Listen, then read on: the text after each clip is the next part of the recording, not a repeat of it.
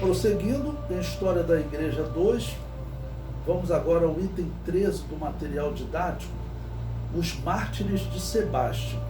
Bom, aqui nós estamos no ano 320 da era cristã. Nós vimos que oficialmente a perseguição acabou no ano 313, com Constantino e Licínio assinando o Edito de Milão. Constantino, ele vai cumprir a sua palavra em termos de não perseguir os cristãos por eles não adorarem os deuses. Ele vai perseguir cristãos por outro motivo, né? Mas Licínio não vai cumprir esse edito 100%. Vai ter um momento que ele, diz a história, que ele vai começar a reclamar como se os cristãos orassem por Constantino, mas não orassem por ele, e ele, claro, continuava pagão, porque era o normal dos imperadores, assim como Constantino também continuava. A história diz que ele continuou sacrificando aos deuses, ou seja, continuou praticando, participando de culto de possessão dos demônios. Mas ele presidia essa igreja católica, era ele que sentava para liderar os concílios, tá bom? Ou seja, era um endemoniado, claro, não tem outra definição, ok? Mas estava tudo bem com esses bispos que eles respeitavam Constantino. Mas com Licínio a coisa não estava tão boa não. Então no ano 320 da era cristã, lendo no nosso comentário, Licínio, que governava metade do império, ordenou que os soldados adorassem as divindades pagãs. Pausa para explicar a vocês. Sempre lembrando por quê. Os pagãos acreditavam que os deuses determinavam todas as coisas. Eles acreditavam que eles eram predestinados. Exatamente isso. Então ele acreditava que para os deuses determinar a vitória, ou para os deuses predestinar a vitória, ele deveria adorar os deuses pagãos. E todos no império tinham que adorar. Então ele já exigiu que os soldados adorassem. Olha, tinham cristãos lá. Aí prossegue a leitura. Licínio via o cristianismo com liberdade de culto, mas ainda os via com obrigação de adorar também os deuses romanos. Ou seja, vocês podem praticar culto. Eu não vou perseguir, não vou destruir a igreja de vocês, nada. Mas vocês têm que adorar os deuses, senão os deuses ficam aborrecidos com a gente e não ordenam a vitória, não determinam a vitória, não predestinam a vitória. Bom, dos muitos que foram perseguidos nesse período de Licínio, um documento foi guardado, que é exatamente o título, por isso eu coloquei aí os 40 mártires de Sebaste, né? O item 13, os 40 mártires de Sebaste. E foram muitos outros mortos, mas esse foi guardado o documento. O comentário prossegue. 40 cristãos se recusaram a adorar os deuses, foram colocados nus em um lago com água congelante. Um banho de água quente fora prometido a quem apostatasse, ou seja, a quem aceitasse adorar os deuses, né? Bom, vocês vão logo receber, vocês estão aí num rio de água congelante, então, se vocês aceitarem adorar os deuses, eu já preparo um banho de água quente agora para vocês. O comentário prossegue. Como ocorria na história, um apostatou, e um soldado que guardava os cristãos viu um brilho que permanecia sobre os 39 fiéis e havia se retirado do apóstata. Olha só que história interessante, irmãos. Isso aqui é relato histórico. Estavam ali os soldados acompanhando amarrando os cristãos e colocaram os cristãos lá naquele lago congelante. E teve um soldado que ele via um brilho sobre os cristãos.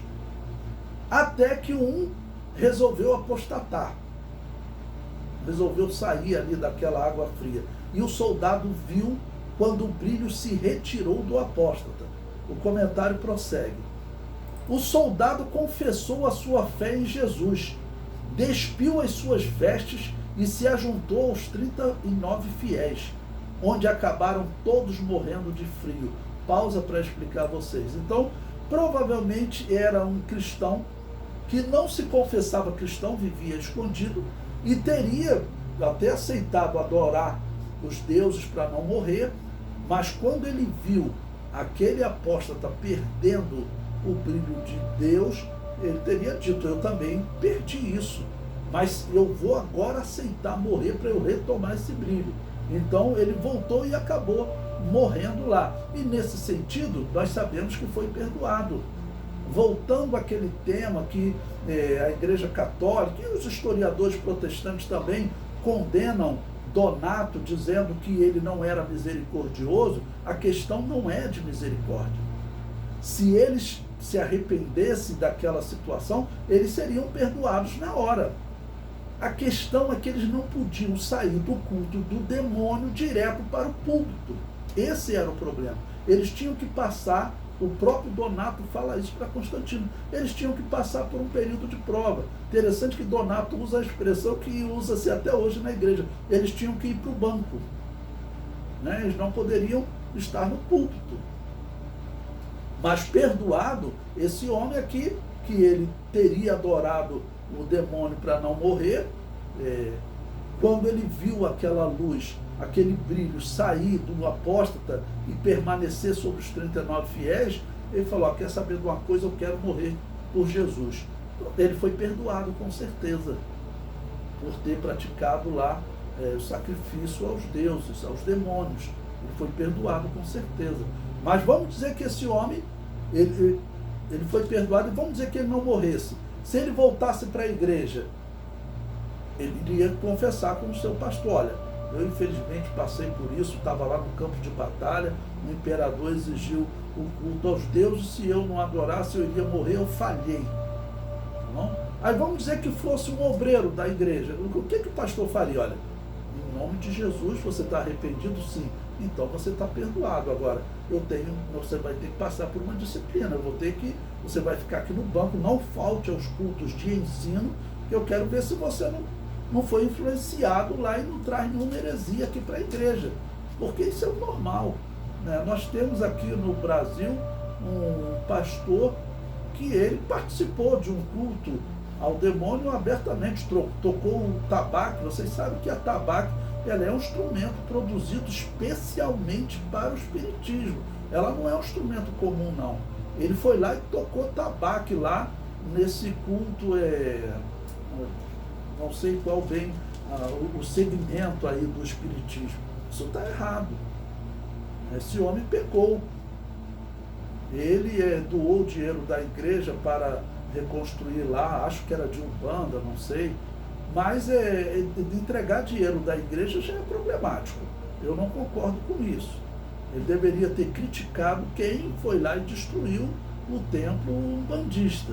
Mas tirar dinheiro do dízimo da igreja para reconstruir o templo umbandista, e ainda mais ir lá tocar tabaco na inauguração, o que ele fez é o mesmo que esses apóstolos faziam.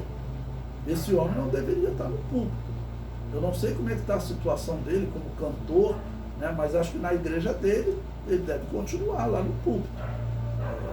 Mas é parecido com o que eles fizeram aqui.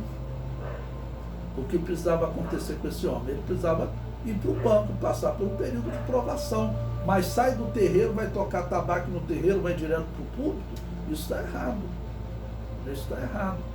Nós temos que respeitar os umbandistas. Ninguém tem que destruir templo umbandista. Ninguém tem que fazer nada disso. Ok? Temos que pregar para eles que eles estão sendo enganados. Agora, fortalecer o umbandismo, dar oferta para eles e participar da inauguração do culto, já está errado. Ainda vai tocar o instrumento. Né? Eu conheço ex-espíritas, posso até citar o nome dele, porque ele não esconde o testemunho dele, o pastor Ivão Queiroz. Ele tocava tabaco lá no espiritismo. E ele me contou que a pessoa que toca tabaco, que é um instrumento voltado especialmente para o demônio, diz que quando o demônio se manifesta, o demônio faz duas coisas. Ele vai cumprimentar o que eles chamam de pai de santo, o líder, e depois o demônio vai lá cumprimentar quem tocou a tabaco para chamar ele. Isso é uma coisa muito séria. Aí vem esse pastor, vai tocar tabaco lá no espiritismo. Para onde que nós estamos caminhando? Estamos caminhando aí para uma grande quantidade de igrejas, infelizmente, estarem participando do catolicismo, do espiritismo. É para isso que uma grande massa aí está caminhando. Agora, a verdade está sendo pregada, as igrejas pregam a verdade. O que eu tenho visto de igrejas criticando o que ele fez, as igrejas estão pregando a verdade. Mas tem pessoas, irmãos, que eles não são firmes na fé, estão na igreja, mas não gostam do culto de ensino, estão na igreja, muitas pessoas mesmo, é um ambiente social para ele. Tem muitas igrejas que não passam de um ambiente social, tá ok? Essas pessoas são facilmente levadas. Eles dizem que servem a Jesus, mas vão no encontro com o Papa. Quando o Papa esteve no Rio de Janeiro, teve um indivíduo lá com um cartaz dizendo: sou evangélico, mas quero a sua oração, ore por mim e pelo Brasil, Santo Padre. Nós sabemos que esse homem aí, na verdade, ele não tem nada de santo. Até os católicos estão criticando ele. Ele participa de culto com uns demônios inca aqui na América do Sul. Tem site católico, o site Rainha Maria critica ele. E por muitos e outros motivos, que tem católicos criticando, porque ele disse que os ateus vão para o céu, porque ele disse que a cruz foi a derrota de Deus, a derrota de Cristo. E isso não se usa, mesmo se disser que é uma ilustração, não tem ilustração para isso. Então, se os católicos estão criticando ele, e aí você vê evangélicos chamando ele de Santo Padre, que a coisa está muito ruim. Esse evangélico provavelmente é uma pessoa que está na igreja só por ambiente social, tem amigos ali, fica ali, canta ali, mas não sabe nada de Bíblia. Porque a pessoa que diz que os ateus vão para o céu, esse homem não pode ser um santo padre, né? E que prega outras doutrinas que são próprias do catolicismo. Bom, então, a questão de misericórdia é claro, Deus é misericordioso, por isso esse homem, esse soldado que teria negado a fé, que estava ali, resolveu aceitar o sacrifício, a morte, ele foi perdoado. Mas a questão de ser perdoado é diferente de você ser um bispo que adora o demônio, ser perdoado por se arrepender, amém. Mas vai direto para o púlpito? Não. Você tem que passar por uma aprovação, tem que ver se tu não tem nenhuma influência. Eu estava só querendo usar o incenso que a gente usava no culto de Júpiter. Não, Eusébio, isso não. Eu estava querendo, por exemplo, os mortos, certamente tem uma chance depois de morto, né? Vamos chamar essa doutrina de purgatório. Não, Eusébio, isso não. Isso aí é doutrina pagã. Os cristãos pregam que está ordenado aos homens morrerem uma só vez, vindo após isso o juízo. É esse juízo, não existe purgatório. Isso tinha que ter sido falado para ele, mas não era falado. Por quê? Ele estava ali com um grupo de pessoas que adoraram o demônio, tá ok? O próprio Donato, nesse debate que Constantino vai acabar por condenar Donato, os bispos traditores, o bispo de Roma, quando chegar a questão, vocês botaram Ceciliano lá, que é um bispo traditor, colocaram ele como bispo lá na África. A igreja lá não está aceitando, não, isso está errado. Tá ok? E não, vai falar assim, não, tem que aceitar sim. Ceciliano vai continuar lá. Ou seja, esse homem, o povo rejeitou ele, mas como eram bispos traditores em Roma, eles vão apoiar os traditores. Ok? Então não é questão de falta de misericórdia. Bom, então o soldado acabou por se juntar aqueles 39 e morreram então 40, né? E pela manhã todos foram queimados, além de terem morrido congelado lá, que deve ter sido uma morte terrível, né? De manhã cedo todos foram queimados. O comentário prossegue. Cerca de 50 anos após esse martírio, a então Igreja Católica Romana, ok? A Igreja Católica Romana afirmou ter as cinzas desses mártires e proclamou um culto a esses santos. Olha que absurdo. eles já estavam, né, com a prática de culto aos santos, ok?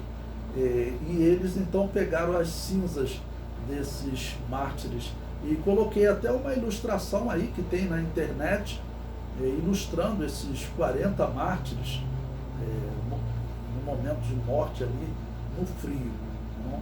Mas vocês vejam como a Igreja Católica Romana fazia. Então, ela foi organizada pelos bispos traditores, os bispos que não foram martirizados, aceitaram negar o nome de Jesus, aceitaram entregar os pergaminhos sagrados, aceitaram participar do culto de possessão demoníaca, mas eles pegam aqueles heróis que agiam diferente da Igreja de Roma, desses traditores, e dizem que eles eram católicos, né?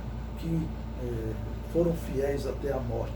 Os infiéis dizendo que os fiéis eram do mesmo grupo deles. Isso vai acontecer na história. Se você procurar na história, eu vou dizer um nome para vocês, eu até coloquei alguns livros deles para vocês lá no grupo. Se alguém quiser, pede de novo que eu coloque, eu tenho tudo isso guardado.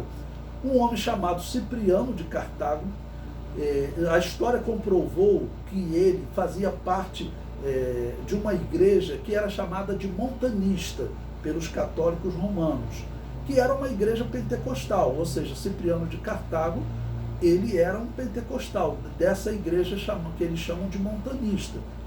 Eu chamo de igreja pentecostal ou nova profecia, como eles gostavam de chamar.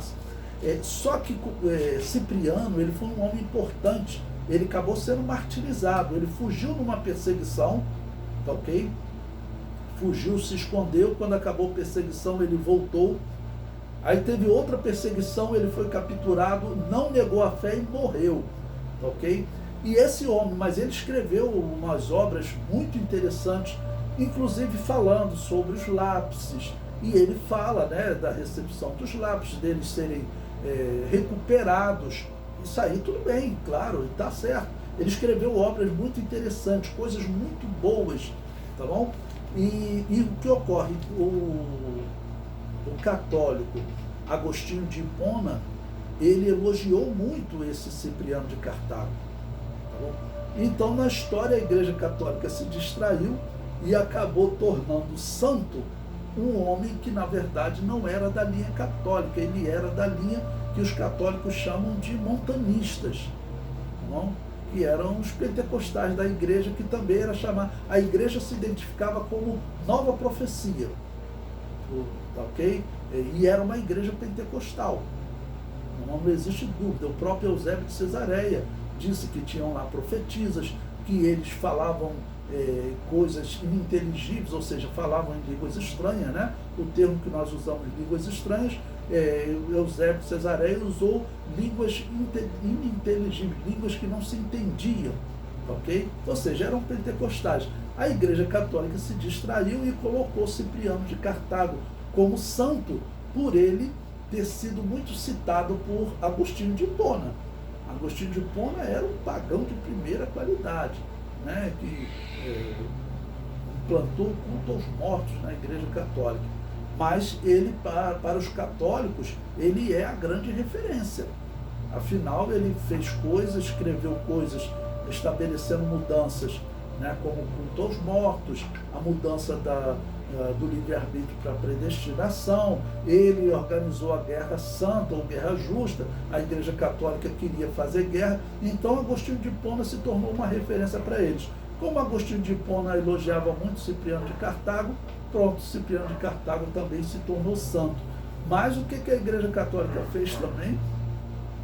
Eles inventaram depois um livro, né, chamado Livro de Cipriano, porque, segundo a história, Cipriano teria sido pagão e ele era um sacerdote pagão, era um herege e se converteu ao cristianismo. Aí eles inventaram um livro de magia, mas isso 500 anos depois, nós estamos estudando no ano 320, 600 anos depois, mais ou menos, lá próximo do ano 800, surgiu esse livro. Hoje, se alguém falar em Cipriano, os espíritas todos gostam, Os católicos também gostam, mas normalmente os evangélicos falam, não, pastor, não fala de Cipriano não, por causa desse livro herético, que diz que seria o livro escrito por Cipriano antes dele entrar para o cristianismo. Mas esse Cipriano, ele se converteu. E ele foi um dos bispos que, quando foi preso, ele não adorou o demônio. Ele morreu ali nas mãos do imperador romano, mas não aceitou participar do culto de possessão demoníaca. Então era, sem sombra de dúvida, um cristão autêntico. Os escritos dele, né, nós vemos que era um cristão autêntico.